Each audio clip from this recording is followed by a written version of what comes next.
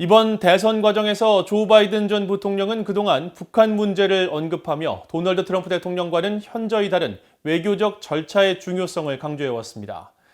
특히 트럼프 대통령이 김정은 위원장과의 친분을 강조해온 반면 바이든 전 부통령은 김 위원장을 독재자, 폭력배 등으로 규정하고 북한 인권 문제를 분명히 다루겠다는 극명한 차이를 보여줬습니다.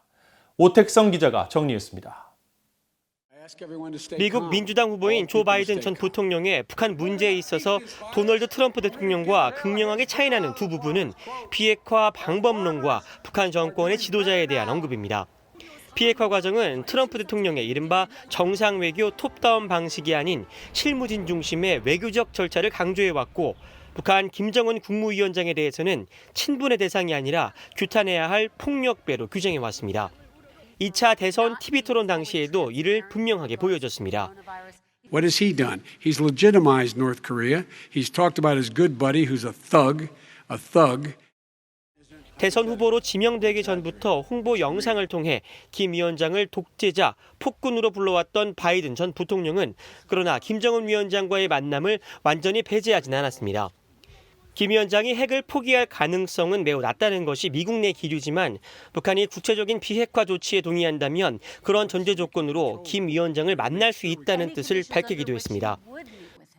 On the condition that he would agree that he would be drawing down his nuclear capacity to get the Korean Peninsula should be nuclear-free zone. 북한 문제에 미국과 갈등을 빚고 있는 중국의 관여도 강조했습니다.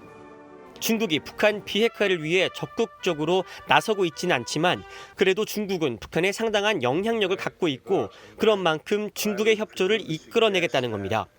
Because I'd make it clear, which we were making clear to China, they had to be part of the deal. Because here's the 바이든 전 부통령은 북한의 인권 문제에 대한 입장도 분명합니다.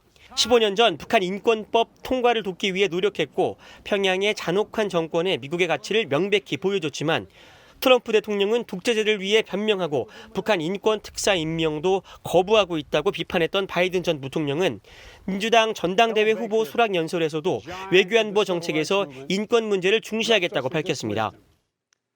And I'll always stand for our values of human rights and dignity. I'll work in common purpose for a more secure, peaceful and prosperous world. 민주당은 전당대회에서 채택한 정강을 통해 북한 주민을 잊지 않을 것이며 대북 인도적 지원을 지지하고 북한 정권이 심각한 인권 유린 행위를 중단하도록 압박할 것이라고 밝혔습니다. We got to wake up. This is a president who embraces thugs like Kim Jong-un, who had his brother killed at an airport and his uncle's brains blown out sitting across the table.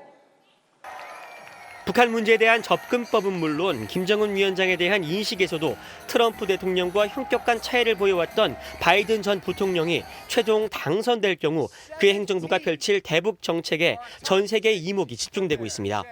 VOA 뉴스 오택성입니다.